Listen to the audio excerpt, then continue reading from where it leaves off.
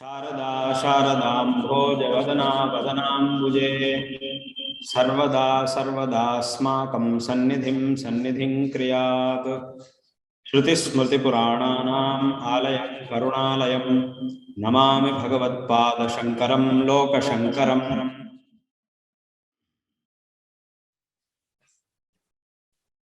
जगद्गुरु श्रीमद् आद्य शंकराचार्य जी ने हमारे पवित्र भारत देश में 1200 साल पहला अवतार किए थे। उन्होंने सनातन हिंदू धर्म का उद्धार किया था, अनेक ग्रंथों की रचना की थी।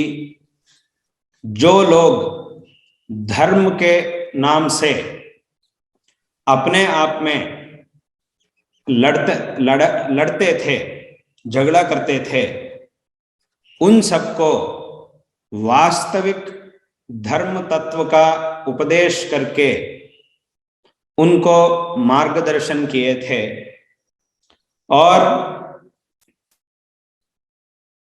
दूरदृष्टि से सनातन हिंदू धर्म का शाश्वत प्रचार के लिए भारत की 4 दिशाओं में 4 आम्नाय पीठों की स्थापना की थी।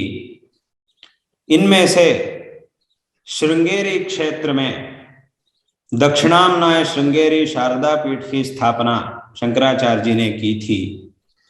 ये पीठ 4 आम्नाय पीठों में प्रधान पीठ है और इस पीठ में आज भी अविच्छिन्न गुरु परंपरा विराजमान है।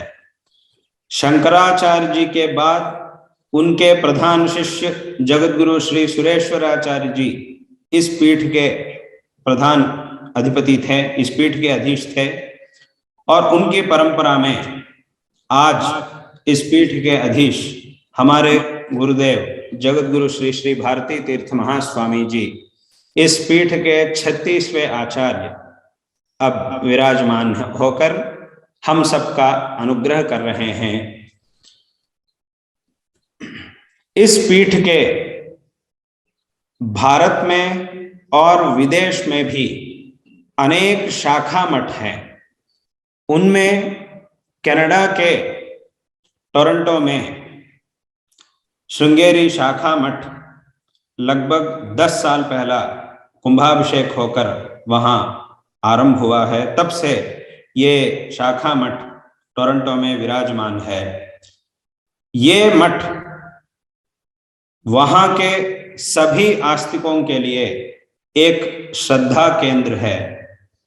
वहां भगवती शारदांबा के सानिध्य से यह प्रदेश पवित्र हो गया है। जो लोग श्रृंगेरी तक नहीं आ सकते हैं, वे लोग वहां शंकर मठ में जाकर भगवती शारदांबा के सानिध्य में अपनी प्रार्थना का निवेदन करेंगे अगर, तो वह प्रार्थना अवश्य ही श्रृंगेरी तक पहुंचती है, इसमें कोई संदेह नहीं है। अगर श्रृंगेरी तक आ सकते हैं तो जरूर श्रृंगेरी को आ सकते हैं।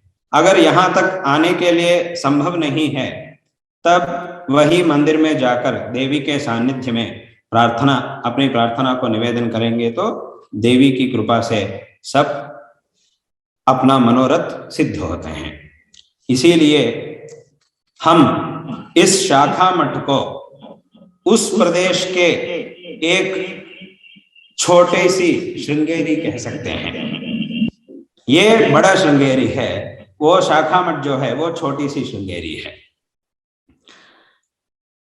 ये शाखा मठ सभी भक्तजनों का श्रद्धा केंद्र है और अपनी मातृभूमि को छोड़कर कुछ काम के लिए जो इतने हजारों किलोमीटर पार करके, समंदर को पार करके वहां तक गए थे, जो आस्तिक लोग वहां तक गए थे, उन लोगों को भी वहां तक जाने के बाद भी, उतना दूर जाने, मातृभूमि से उतना दूर जाने के बाद भी अपने सनातन धर्म के प्रति जो निष्ठा है उसका प्रतीक भी है यह शंकर मठ। बहुत साल पहले वहां के सभी आस्तिक लोग श्रृंगेरी आकर हमारे गुरु जी के सानिध्य में प्रार्थना की थी कि यहाँ श्रृंगेरी के शाखा मठ एक होना चाहिए। ऐसा उन्होंने, सभी लोगों ने प्रार्थना की थी। उसके अनुसार हमारे गुरु जी ने आशीर्वाद किया था, उसके अनुसार यहाँ इस शाखा मठ का निर्माण हुआ और यहाँ भगवती शांतांबा का तथा शंकराचार्य जी का, भगवान चंद्रमौळीश्वर का तथा अन्य देवताओं का भी, परिवार देवताओं का भी सानिध्य विराजमान है। हर एक व्यक्ति के लिए अपने जीवन में धर्म का आचरण बहुत आवश्यक है।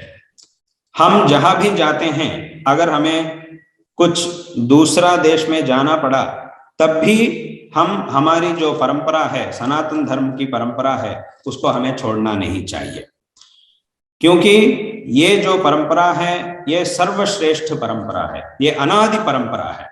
ये परंपरा कुछ साल पहला आरंभ हुई है, या तो 1 साल या 1000 साल या 2000 साल या 3000 साल पहला आरंभ हुई है, उससे पहला ये नहीं थी, ऐसा हम नहीं कह सकते हैं, क्योंकि ये अनादि परंपरा है।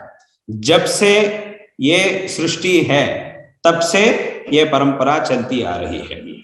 इस परंपरा का पालन करना हमारे लिए बहुत ही आवश्यक है। हमें गर्व होना चाहिए कि मैं इस परंपरा का हूं, मैं इस देश का हूं। ऐसी एक भव्य सनातन धर्म परंपरा जहां प्रचलित है भारत देश में, उस देश में मुझे जन्म प्राप्त हुआ, उस देश का हूं मैं, ऐसा एक गर्व हमें होना चाहिए। इसीलिए हम जहां भी जाते हैं, इस धर्म का आचरण करना हमारे लिए यथाशक्ति, हमारी जो शक्ति है उसका अनुसार इस धर्म का आचरण करना बहुत ही आवश्यक है। क्योंकि ये जो धर्म है, इससे हम इस लोक में और परलोक में भी, जब हम इस शरीर को छोड़कर दूसरा लोक में जाते हैं, हर एक व्यक्ति को एक दिन इस शरीर को छोड़ना ही पड़ेगा। जब हम इस शरीर को छोड़कर दूसरा लोक में जाते हैं, तब हमें श्रेय प्राप्त होने के लिए इस धर्म का आचरण इस लोक में करना बहुत आवश्यक है। अगर हम इस जन्म में अपनी शक्ति और योग्यता के अनुसार धर्म का आचरण करेंगे, तब हमें इस जन्म में और परलोक में और आने वाले जन्म में भी हमें श्रेय प्राप्त होता है। बाकी जो लौकिक साधन है, यानी धन और घर इत्यादि जो संपत्ति है, जो लौकिक संपत्ति है, ये सब हमें जब तक ये शरीर हमारे साथ है तब भी इसका उपयोग हमें प्राप्त होता है। जब हम इस शरीर को छोड़ते हैं तब ये लौकिक संपत्ति हमारे साथ नहीं आती है। उस समय में हमारे साथ आने वाला एकमात्र पदार्थ है धर्म। इसीलिए इस धर्म का आचरण करना हमारे लिए बहुत आवश्यक है। ये धर्म ही हमारा मूल है। हम जहां भी जाते हैं, या चाहे भारत में या विदेश में, जहां भी हम जाते हैं, अपने जो मूल है उसको कभी भूलना नहीं चाहिए, विशेष रूप से उसका आचरण करना चाहिए। ये हर एक व्यक्ति के लिए बहुत आवश्यक है। धर्म का आचरण करने से ही हमें सुख प्राप्त होता है, यानी श्रेय यानी सुख, वो हमें धर्म का आचरण से ही प्राप्त होता है। कुछ लोग ऐसा सोचते हैं कि धर्म का आचरण से हमें सुख कैसा प्राप्त होता है।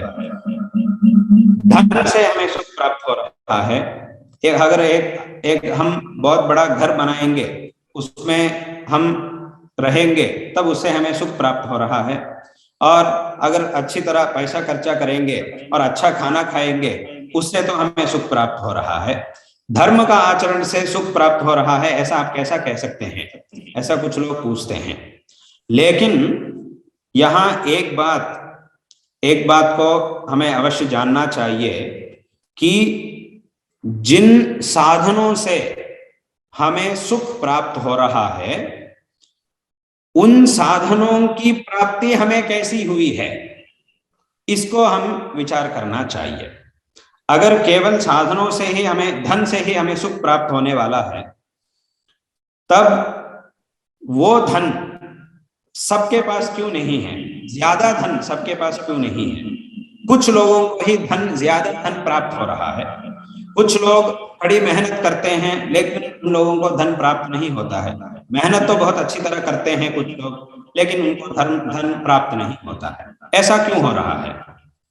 इसका कारण यह है कि जिन पदार्थों से हमें सुख प्राप्त हो रहा है, उस पदार्थ की प्राप्ति हमें धर्म से होता है। अगर हम धर्म का आचरण ठीक से करेंगे, तब हमें सुख साधन पदार्थ प्राप्त होते हैं और उन पदार्थों से हम सुख प्राप्त कर सकते हैं। इसीलिए ये जो केवल हमें धन से ही सुख प्राप्त हो रहा है, इसीलिए धर्म का आचरण करने की आवश्यकता नहीं है, ऐसा हम कभी भी नहीं कहना चाहिए।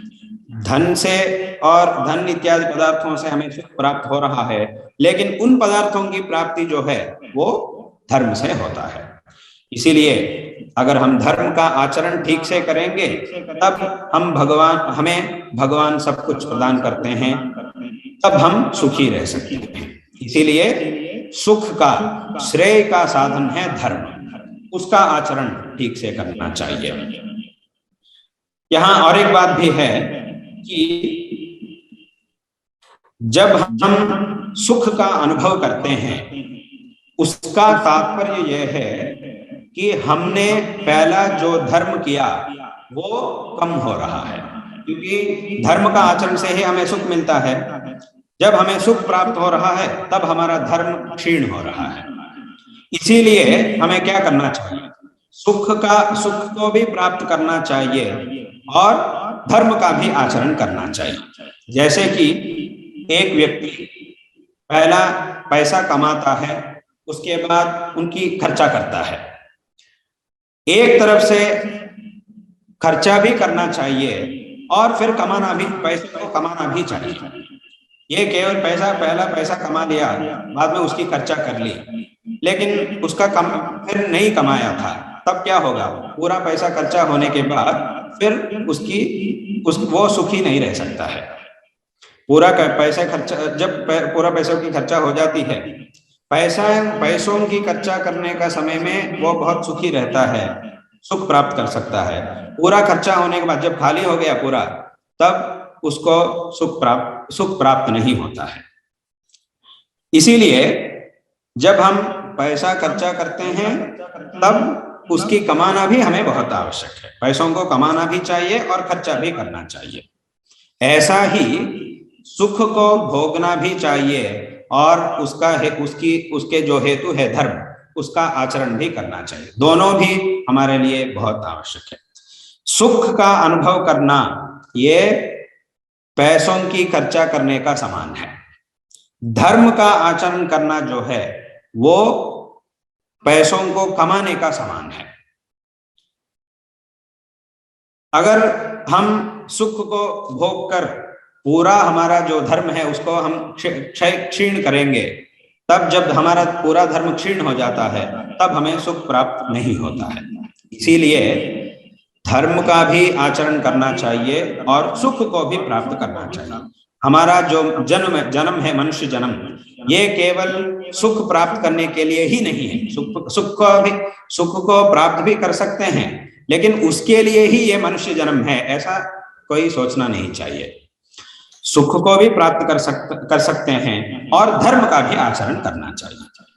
दोनों के लिए ये मनुष्य जन्म हमें प्राप्त हुआ है। उसमें भी विशेष रूप से धर्म का आचरण के लिए ही हमारा ये मनुष्य जन्म हमें प्राप्त हुआ है।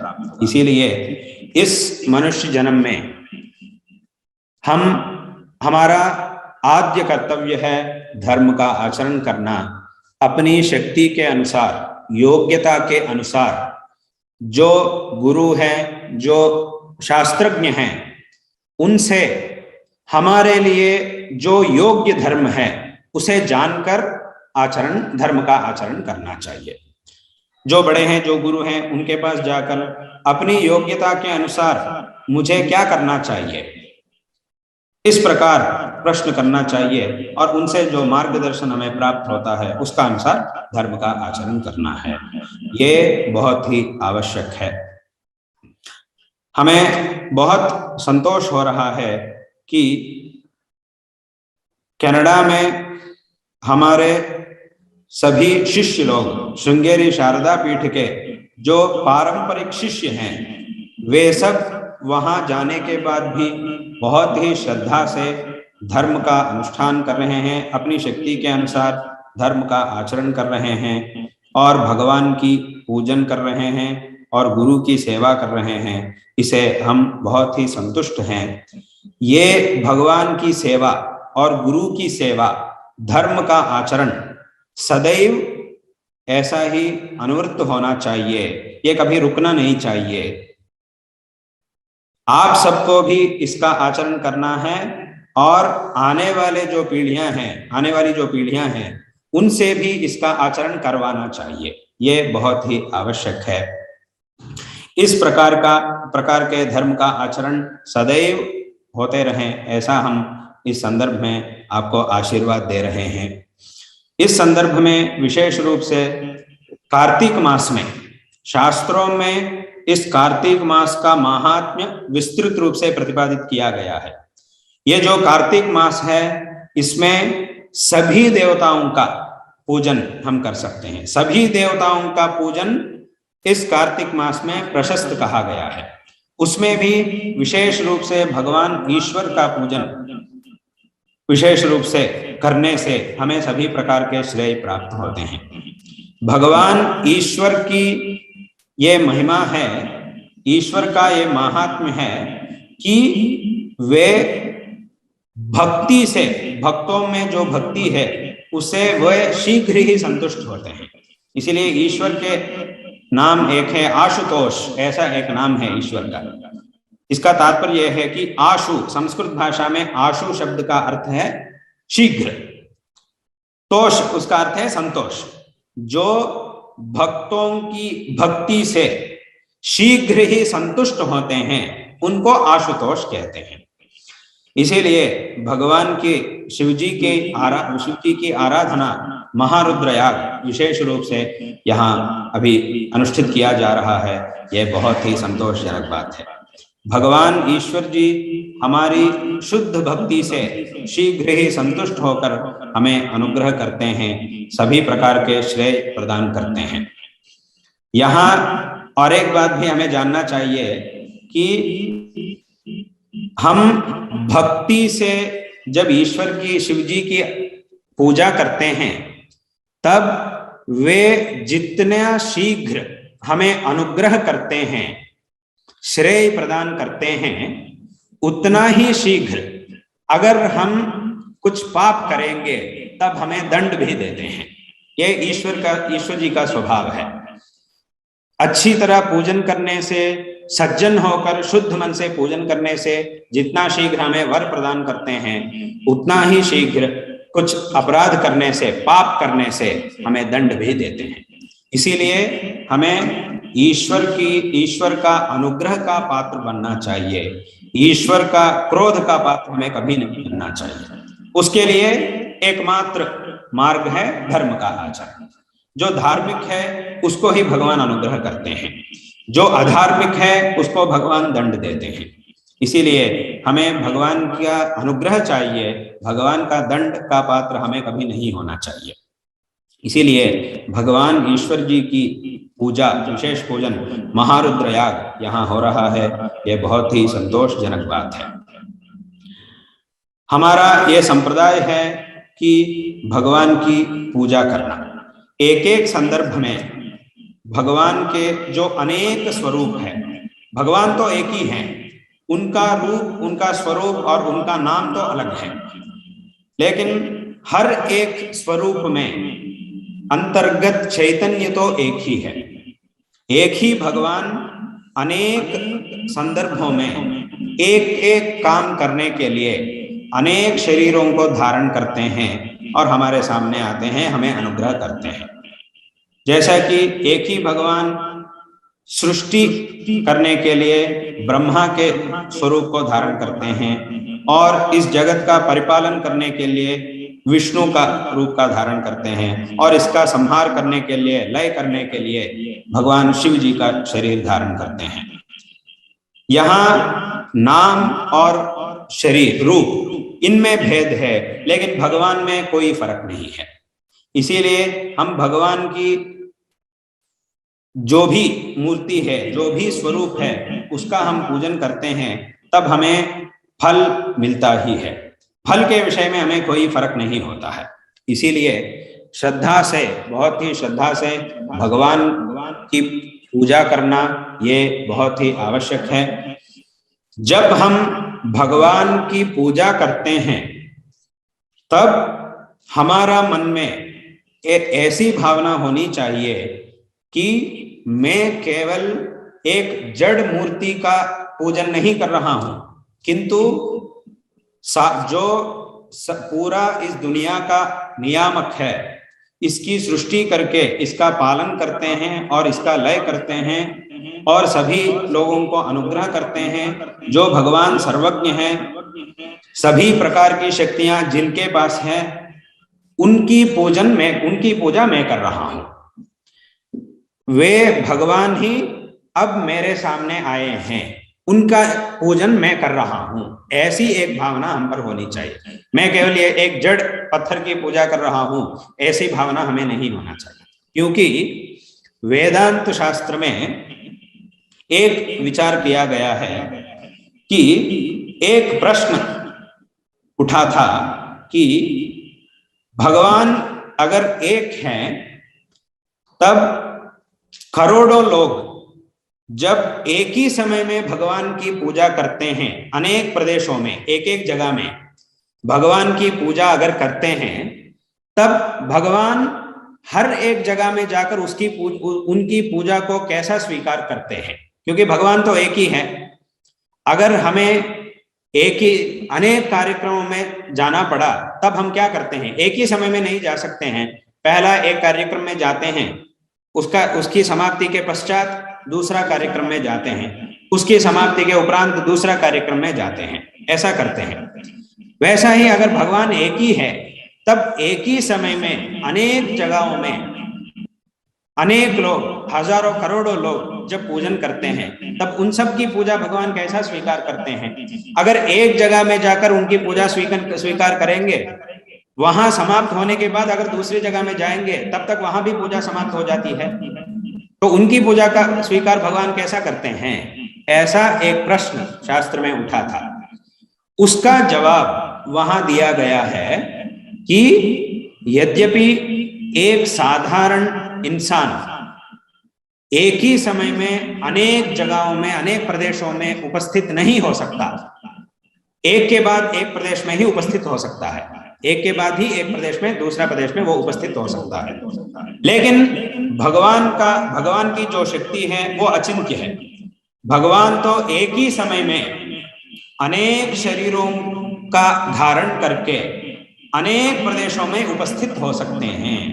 अनेक प्रतिपत्तेर दर्शनात् विरोध कर्मणीति चेन्न अनेक प्रतिपत्तेर दर्शनात्, ऐसा वहां जवाब दिया गया है। अनेक प्रतिपत्ति, अनेक शरीरों को एक ही समय में भगवान धारण करके अनेक जगहों में, जहां जहां भी भगवान की पूजा हो रही है, उन सभी प्रदेशों में जाकर उनकी पूजा का स्वीकार करते हैं और उनको अनुग्रह करते हैं। भगवान तो एक ही है, उनका शरीर तो अनेक है।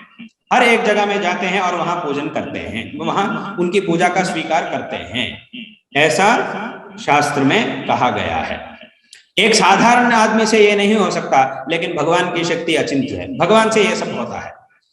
इसीलिए भगवान एक ही समय में अनेक प्रदेशों में पधारते हैं और उनकी पूजा का स्वीकार भी करते हैं, ऐसा शास्त्र में कहा गया है। इस संदर्भ में हम इस विषय को इसीलिए प्रस्ताव कर रहे हैं कि इसका तात्पर्य यह है कि जब भी हम भगवान की पूजा करते हैं, तब भगवान वहां उपस्थित होते हैं। भगवान उपस्थित होकर हमारी पूजा का स्वीकार करते हैं। इसीलिए जब हम भगवान की पूजा करते हैं तब बहुत ही सावधान से, श्रद्धा से, भक्ति से भगवान की पूजा करना चाहिए। उस समय में हमारा मन और कहीं भी नहीं जाना चाहिए। भगवान के चरणों में ही हमारा मन को संलग्न करके उनकी पूजा करनी चाहिए। क्योंकि जैसा कि अभी भी कहा गया, शास्त्र में जैसा कहा गया कि भगवान वहां आते हैं, वहां उपस्थित होते हैं। जब हमारे सामने भगवान उपस्थित हैं तब हम उनको छोड़कर बाकी जो बाहर के जो बातें हैं उनमें में हम सोचते हैं, तब वो भगवान का अपमान होता है। इसीलिए उस समय में भगवान के चरणों में ही हमारा मन रहना चाहिए और भगवान की पूजा विशेष रूप से करनी चाहिए। ऐसा ही यहाँ अभी महारुद्र याग का अनुष्ठान हो रहा है। जब हम भगवान की पूजन करते हैं तब भगवान वहां उपस्थित हैं। इसी भावना से, बहुत ही श्रद्धा से हर एक पूजा का अनुष्ठान करना बहुत ही आवश्यक है। इसीलिए इस संदर्भ में हम बहुत ही संतुष्ट होकर आप सबको आशीर्वाद देते हैं कि ये जो कार्यक्रम है, यहाँ महारुद्र याग भी हो रहा है और देवी की, शारदांबा की लक्ष कुंकुमार्चन ये भी हो रहा है। देवी का जो सहस्रनाम है उससे लक्ष कुंकुमार्चन किया जा रहा है। देवी के सहस्रनाम का एक एक नाम का भी बड़ा महत्व शास्त्रों में कहा गया है। इसीलिए हर एक नाम को बहुत ही श्रद्धा से देवी का ध्यान अपने मन में करते हुए देवी का अर्चन करना चाहिए। इसीलिए लक्ष्य अर्चन भी इस समय में हो रहा है। ये भी बहुत संतोषजनक बात है। भगवान की कृपा से ये सभी कार्यक्रम विशेष रूप से, निर्विघ्न रूप से संपन्न हो, सुचारू रूप से संपन्न हो, ऐसा हम इस संदर्भ में आशीर्वाद दे रहे हैं। और कनाडा के जो भी आस्तिक महाजन हैं उन सबको भी, श्रृंगेरी शिष्य भक्त महाजन है और जो भी आस्तिक महाजन है उन सबको भी सारी प्रकार के श्रेय प्राप्त हो, ऐसा हम आशीर्वाद कर रहे हैं। इसी तरह